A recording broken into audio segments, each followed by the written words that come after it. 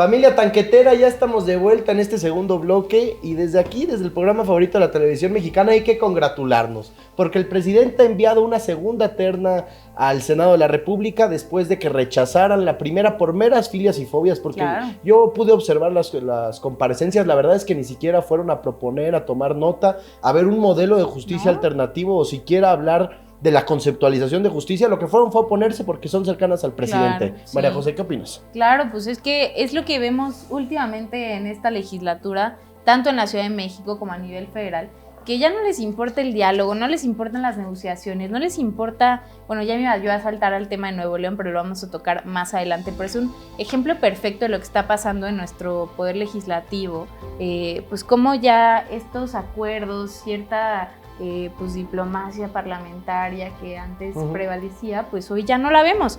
Hoy la verdad lo que hay son grupos de porros que vienen las comparecencias de algo que no es nada menor, 3 mujeres que aspiraban a ser ministras de la Suprema Corte de Justicia, con la verdad currículums bastante buenos, intachables, muy completas como candidatas a la Corte. Y pues lo que vimos ahora fue pues cero recepción por parte de las bancadas de oposición.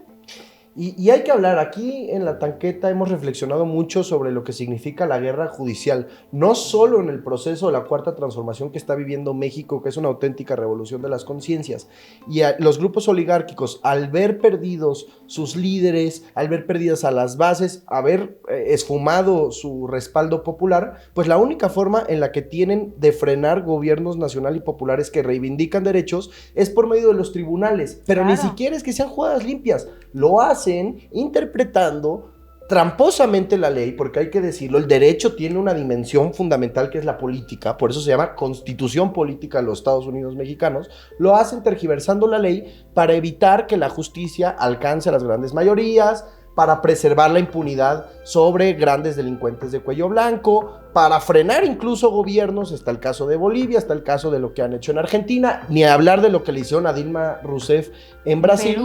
En Perú, claro. Por eso es que hay que decirle al pueblo tanquetero que es tan importante que el obradorismo también llegue a la Suprema Corte de Justicia de la Nación. Y no solo eso, para que dejen de tener esos millonarios fondos que se usan de manera discrecional para que vivan como faraones, María José. Eso que platicamos ahorita tras las cámaras, sí, justamente reflexionábamos sobre este tema porque hay quien dice que la 4T quiere tener poder político sobre la Suprema Corte, el máximo tribunal de México, pero es que, ¿qué es lo que ha sucedido en este sexenio con la Corte?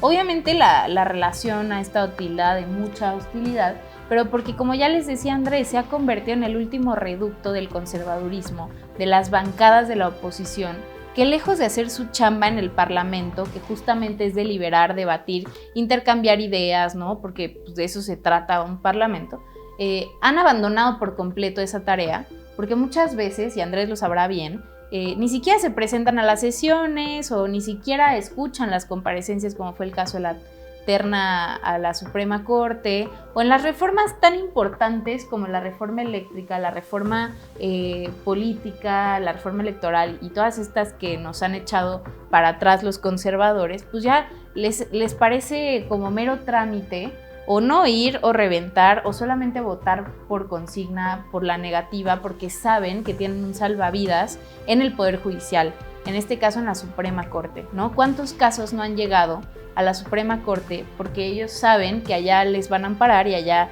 les van a echar para atrás pues todas las reformas que la mayoría obradorista en el legislativo pasó? Entonces creo que es muy importante que también lleguen allá juzgadores pues con dimensión social, con un compromiso real con la transformación de México, no con las cúpulas de poder como siempre ha ocurrido en la Corte, salvo honrosas excepciones, como el ministro Saldívar, que ya también se incorpora a este proyecto de transformación, lo cual desde acá celebramos y le reconocemos muchísimo.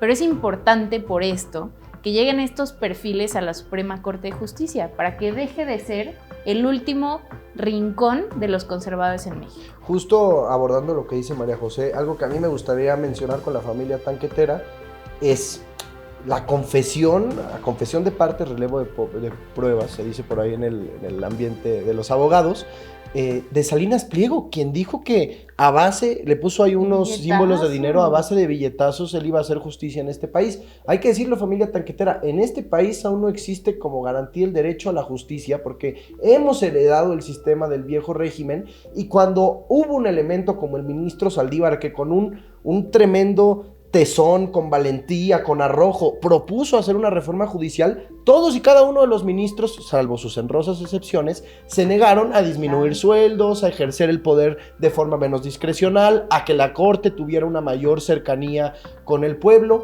Yo veía una de las propuestas, vamos a ver si podemos poner el clip por aquí de la producción, de Berta Alcalde, en la que decía es que el Poder Judicial, impecable, la Suprema Corte, impecable además teóricamente su intervención, tiene que salir a las calles a hablar con las víctimas, porque el derecho de iure, de librito, no es igual a la práctica política y no es igual al contacto directo con un agraviado. El acceso a la justicia de los más desprotegidos requiere, por otro lado, de una visión menos formalista. La complejidad de los procesos judiciales en nuestro país es muy excluyente, pues la hace incomprensible para la mayoría y exige de abogados o abogadas a los que no todas las personas tienen acceso. La simplificación de la justicia debe atenderse también en el ámbito federal, principalmente respecto al juicio de amparo, que es el instrumento jurídico más importante que tenemos para garantizar los derechos humanos y defendernos del abuso del poder. El hecho de que este juicio sea tan técnico y especializado y requiera de especialistas con influencias y generalmente honorarios muy altos, ha dejado a millones de personas fuera de su protección. El presidente también decía por ahí en la mañana, es que si no les gustan las ternas, pues que las vote la gente. Claro. A ver, la Constitución dice, se va a enviar una primera terna que los conservadores, por mandato de sus dirigentes de partidos, dijeron no va a pasar. Ahora se propone una segunda terna, pero ¿qué pasa, familia tanquetera, si esta segunda terna, que es maravillosa, no trasciende? Pues el presidente lo puede nombrar directamente.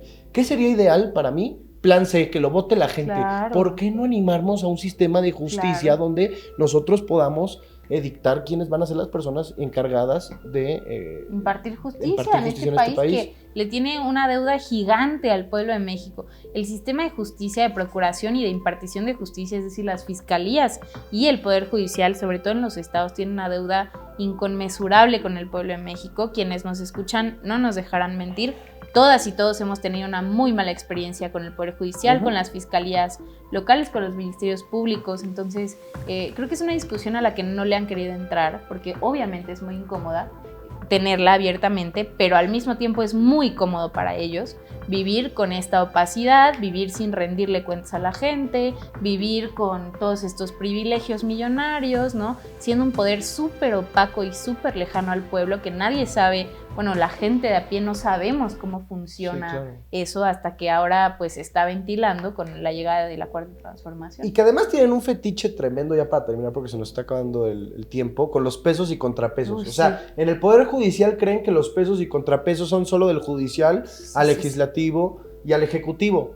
No, señoras y señores, el legislativo también puede ejercer funciones de control para decirles, a ver, nosotros somos una soberanía, nosotros tomamos decisiones. ¿Y por qué legislamos? Porque somos un constituyente permanente, tanto la Cámara de Diputados como la Cámara de Senadores, porque tenemos votos atrás, porque tenemos legitimidad popular, porque tenemos democracia. Cosa que no tienen los jueces. Y han desvirtuado incluso toda la doctrina del amparo. O sea, lo que originalmente nació como un mecanismo para proteger al individuo de un abuso del Estado o un abuso utilizando la ley, hoy lo que vemos es que le otorgan amparos a los grandes machuchones que son evasores fiscales. A la esposa de García Luna. A la esposa de García Luna, al Cabeza de Vaca. Y al cártel de Sinaloa, al Nini, que es el jefe de los sicarios. O sea, en lugar de estarle otorgando amparos a la gente para lograr que tengan acceso a una medicina, por decir un ejemplo, que sería algo absolutamente loable. Para poder abortar en los estados conservadores donde no se puede, ¿no? Para tantas violaciones a derechos humanos, porque a veces es muy fácil enfrascarse en la conversión aquí en la Ciudad de México,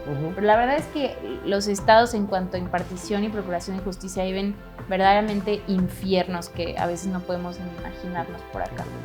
Entonces vamos a seguir esta discusión aquí en La Tanqueta. Como ustedes saben, El Poder Judicial es importantísimo por la dimensión política que implica y por supuesto en la tanqueta nunca vamos a dejar de hablar de la Cuarta Transformación y de política, entonces vamos a estar tocando mucho este tema. Vámonos al siguiente bloque, vámonos a un corte y regresamos aquí al programa favorito de la televisión mexicana.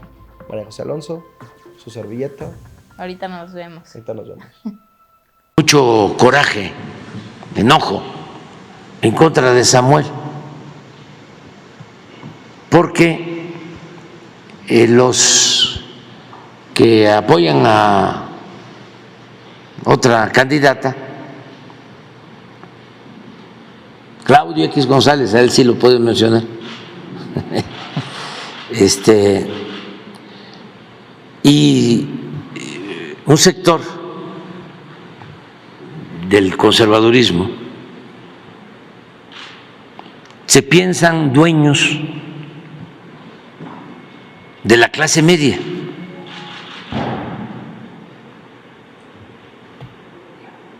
Se han querido apoderar, ¿no?, de la clase media, como si los integrantes de la clase media fuesen borregos.